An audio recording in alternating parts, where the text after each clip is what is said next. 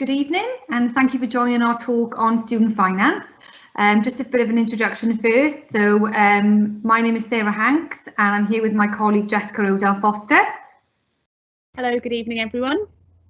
So just to tell you a little bit about us, we are higher education progression officers based on different campuses throughout the college. A big part of our role is supporting our students even before they apply, like through these kind of events, talking to you about student finance, how it works, how you apply, what you're entitled to. So we're going to try and give you a little bit of that information through this talk. Please don't worry though, if you do have any questions afterwards, or if you think of something between now and when you start applying, then you can always come back to us and we'd be more than happy to have a chat with you. Just a couple of housekeeping things before we start. As you know from the previous events and sessions you might have been in already, your mics are muted, but you do have access to the chat box. So please feel free to pop your questions in there throughout the presentation. I will be stopping at certain points, and Jess will be doing a grand job of manning the question and answer section to go through that with you. Yeah, so I'll be manning the Q&A, so any questions, pop them in there and we'll do our best to answer them now. If not, we'll give you an email address to contact at the end if you, or we'll be in contact with you. Right, okay, so just to start, what we're going to be talking about is how much will it cost, to give you an idea, what funding support is available, an income calculator and repayment, so some figures as a guide, just sort of help you start thinking about that, how to apply and when to apply, and then like we've said, questions. So we'll ask for questions at the end, but please feel free to pop them in as we go along, as Jess said. Okay, so how much will it cost? So the good news, most of our courses are less than university fees. So for example, if you were going to be studying a full-time foundation degree with us, or HNC or HND, the fees are ordinarily around £7,500 per year, whereas in university it would be £9,000. So you do have that saving there, particularly if you were, planning on studying at home, then you're going to be saving even more money through not having to pay for that additional bit of fees per year. Lots of information is available on our website about the exact fees for each course, so please feel free to have a look at that afterwards, but let us know if you have any questions once you've looked at that information. Fees are dependent on course type and length, so we have full-time and part-time courses and courses that are with different partner universities, so it does depend on the type of course that you're studying. But again, lots of information on our website that you can go in and have a look at, or please contact us for more information. It is dependent on your personal circumstances, so we'll give you a little information about the fee side of it, but for living costs and grants that you may have heard of and things like that, that is very much on a case-by-case basis, dependent on your own personal circumstances, income, etc. But we'll cover that as we go through. Okay, so when we talk about finance, for student finance, higher education, we split it up into 3 sections of what you are entitled to apply for. And we're going to talk about each one in a little bit more detail, but we have a tuition fee loan, a maintenance grant or loan, and additional support. So every student is entitled to apply for each one of these, depends on your circumstances then, will be what you're entitled to. So first of all, looking at the tuition fee loan, so this is the part that covers your fees, so the academic part of your course, which you pay on a per year for the course basis, full-time or part-time. So the tuition fee loan covers the full cost of your tuition fees for that year. So it is not income based, so regardless of your household income, you would be entitled to apply for the tuition fee loan. Now there are cases where students may need to query this, and they would be if you've had previous funding for any of the higher education courses. So some students now who are doing A-level or AS, or you may have left that a few years ago, that's classed as a level 3. If you were doing a BTEC, for example, that's a level 3. So you would then go on to a level 4 in higher education, and 5 and 6. So if you've ever had any previous level 4, 5 and 6 funding, it could impact what you were entitled to, but we can talk you through that, and it's very clear once we can give you some more information. So please let us know if you do fall into that category where you've had previous higher education funding through Student Finance Wales or Student Finance England, then let us know and we can have a chat and sort of talk you through it. It is what it says on the tin. It is a loan. It is repayable, but it's not repayable until after you graduate. We're going to come on to a little bit more in a few slides about how you pay it back and how it works, but it is a repayable loan. Any questions on that so far, Jess? No questions. So again, just if you have a question, please pop it in the chat box. Lovely, thank you. Okay, so support for living costs, this is the second one in our list of 3. This is based on household income, excuse me, so unlike your tuition fees, it is means tested. So it's broken down into 2 sections. So you have the Welsh Government Learning Grant, which is a non-repayable grant. So depending on your income, your partner's income, your parents' income, that is what is meant by household income. Would then determine how much grant you would be entitled to, which is the non-repayable part of the support that you receive for living costs. In addition to that, you also are entitled to a maintenance loan, and this is repayable. So when we go through the table, and it shows it in a bit more detail, every student is entitled to exactly the same amount of support for living costs, but it's broken down between these 2 categories. So if your household income is high, you'll be entitled to less grant and more loan. If your household income is low, you'll be entitled to more grant and less loan. So that's how it works. And it may sound a little bit confusing at the moment, but once you start applying and you go through the application, you answer the questions, it becomes much clearer about what you are entitled to. So please don't worry about that now, and we are here to help you with any of these queries. Okay, so additional support. So again, this is something that some students are not aware of, and we will always try and advise students to explore this option, because you could be entitled to an additional payment that you may not know about. So for example, if you've got an existing learning difficulty, disability, if you're a carer, health condition, if you've got children, they're all categories that you can actually apply for as part of the additional support through Student Finance Wales. So we would always encourage students to apply for this at the same time that you're applying for your loan, for your fees and your living costs, because it's much easier to do it all together. You do have to submit evidence and sort of assessments that you would have had. But, you know, again, once you start filling it in and they ask you those questions, that is straightforward. Jess, you've got quite a good example of this from your own personal experience.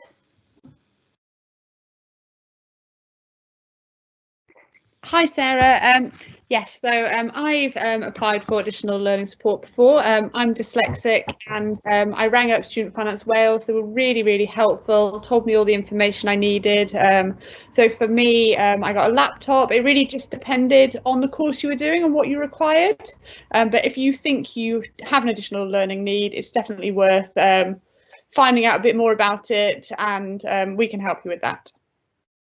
Thank you, Jess. Yes, so as Jess has said, if you need any further information on this, or you may not have been assessed, so you may think that you have a condition that is eligible, but you need to be assessed before that can happen, because as we've said, they will need evidence for that. We can also help and support you and give you guidance on that as well.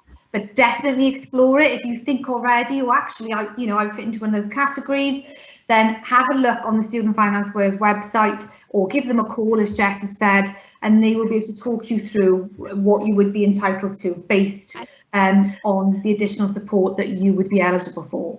Process also isn't the quickest of processes, with obviously if you haven't been diagnosed previously, obviously you need to get the diagnosis, then it needs to be sent off, it needs to be confirmed, that sort of thing. So we'd always suggest doing it as soon as possible.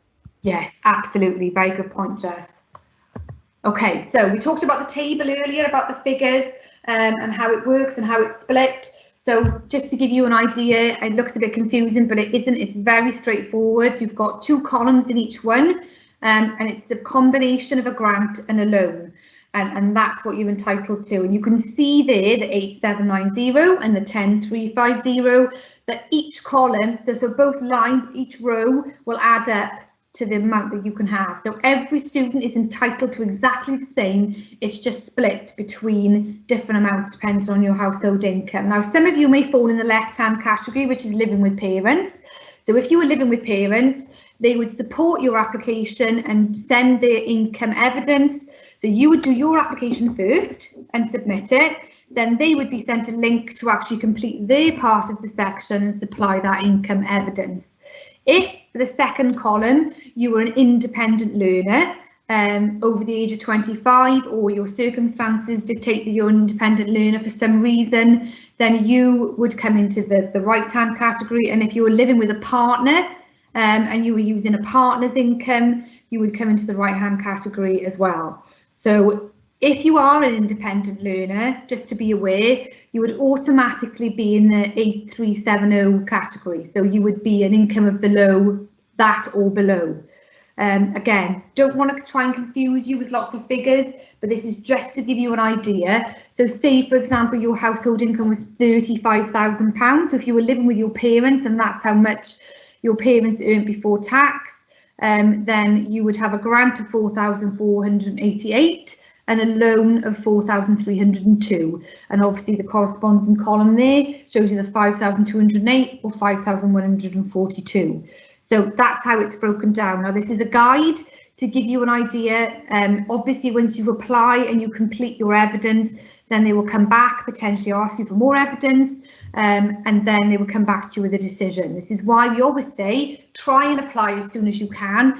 Even if you've changed your mind or you decided to sort of change course, you can make those amendments, you can cancel your application. No funding is released until you actually start the course. So, you know, actually starting an application and exploring it once you've had an offer from us, you can go ahead and do that. So, yeah, so it's just to give you an idea, really, of what you are entitled to. I will talk to you a little bit sort of in the next slide about how it's paid back and how that works. But just before we move on to that, is there any questions, Jess? Not with regards to that, but we have had one. Asking if the application for student finance hasn't opened yet. So it hasn't opened yet, but I've popped in the chat. There's the link for updates. So if you register your email, they'll let you know as soon as it's open and you can apply. Yes, we've been informed that the date has moved to the 26th of April. So it won't open until then. If it does open before that for any reason, if you click on that really useful update that Jess has put in there, it will notify you as soon as it opens. But it isn't going to be until the 26th of March at the moment. But you know, that will change. 26th of April, sorry, I'm living a month behind. Okay, any other questions, Jess? Nope, we're all good. So please put your questions in if you have any. Okay, so just before we go off this slide, just in case I didn't make it clear, the grant part is the non-repayable part and the loan part is repayable. Now, you don't have to take that loan bit out if you don't want to. You can just take the grant. That is an option. You don't even have to take the whole loan or part of it. So there is a bit of flexibility there if you wanted to take some grant and some, you know, all of the grant and then some of the loan. You know, you can have that conversation with them and that can be flexible. Okay, so this is a table that gives you an idea of how and when you would pay it back. Now, these figures are based on if you took out everything. So the tuition fees and the maintenance, it was like an average to give us an idea of how much you'd have to pay back. From this year, so these figures that we've shown on this table and the table in the last slide are up to date. So they're the 2021 figures, which will apply for students applying for 2022 until they change it as well. So the threshold at the moment is £27,295. So that's how much you have to earn before you start paying it back. So that figure goes up by a little bit every year. So until you earn that amount of money, you don't have to pay anything back. And you don't have to pay it back until April after you graduate. So if you graduated in July, you wouldn't have to start paying it back until April the following year. And depending on your income, then you might not need to pay it back at all until you've gone over that 27295. So you can see there clearly in the table that it's zero until you go over the threshold, and then say 30,000 your annual salary before tax, you'd pay £20 a month. So it is very, very low. It's automated as well. You don't have to worry about it at all. It's automatically done by your pay-as-you-earn tax. So if your salary goes up or down, it would be reflected. So say, for example, you did go over the threshold and then you went part-time, so your salary went below the threshold, you would then go back to paying nothing again. And then when it goes back up, you'd start paying it again. So it's automatically calculated. You are sent a statement every year which breaks down how much you owe, how much you've paid. So it is very clear, and as you can see, the payments are very low. And my favourite bit of all of this is the 30-year cycle. So once you start entering into the repayment cycle, it is 30 years. And say, I don't know, say after 30 years you've got £1,000, £6,000, £10,000 left, it is written off. You do not then have to pay that back. So it is a 30-year term, and whatever is remaining does not have to be paid back. So just for you to bear that in mind as well. So if you didn't start paying it until sort of 10 years in, whatever you've got left at the end, you would no longer need to pay. So that's a good one to know. Any questions on that, Jess? Yeah, we've got a question. So do we get the grants as well as the tuition fees? Do you get the grant? Yes. So let's go back to this slide here. So it all depends on your circumstances, but you would apply for the tuition fees and the grant at the same time. So your student finance application, first of all, we'll go through your course details, where you're studying, all that kind of thing, to generate the tuition fee part of your application. And then the second part is your maintenance grant and loan section, where it asks you about your income, your circumstances, and then depending on that would mean how much grant and how much loan you get. So absolutely yes, those three categories we talked about earlier, so your tuition fee loan, your maintenance loan and additional support, you are eligible to apply for all three of those. So you would receive the tuition fee and the maintenance grant or loan combination of as well.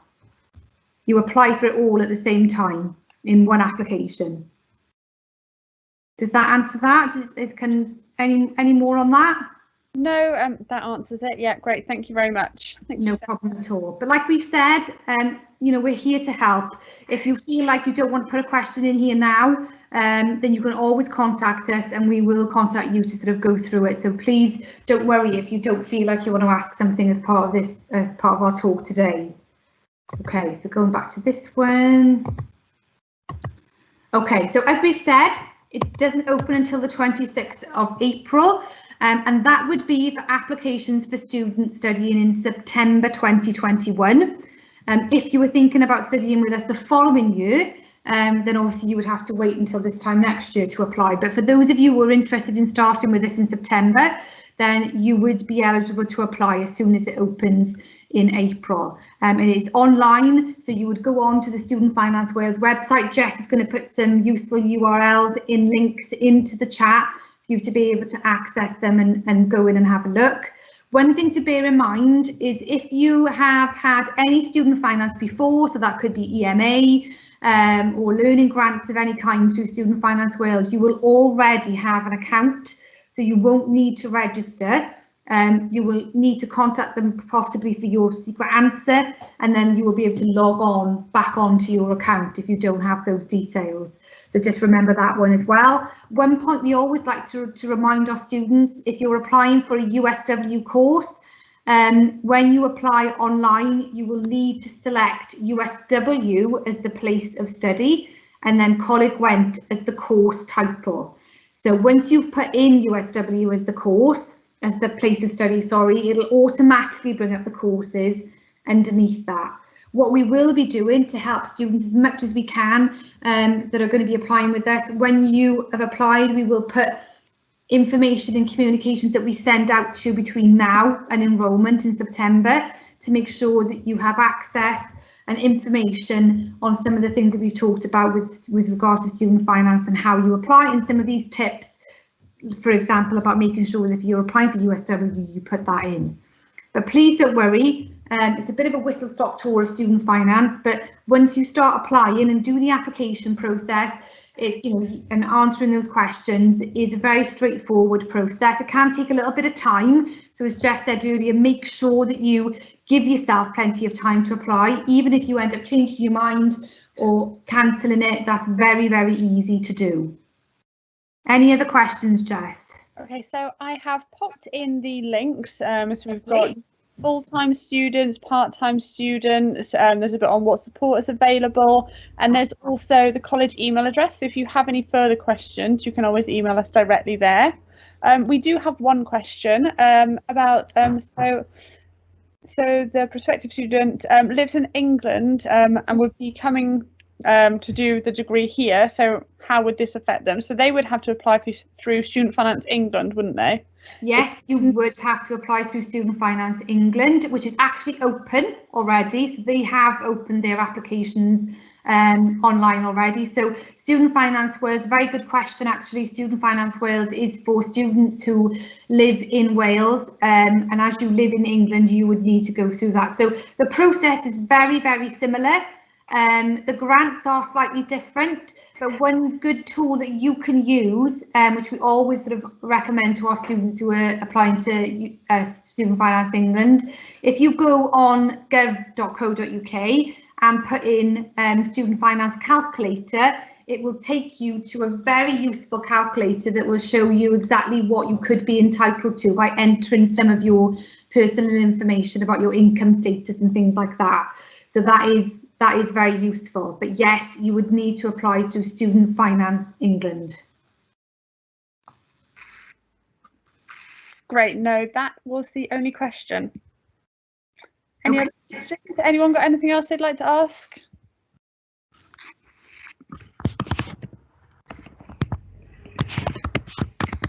So if there are no other questions, thank you so much for attending, but please remember to sort of use that email if you did want to contact us.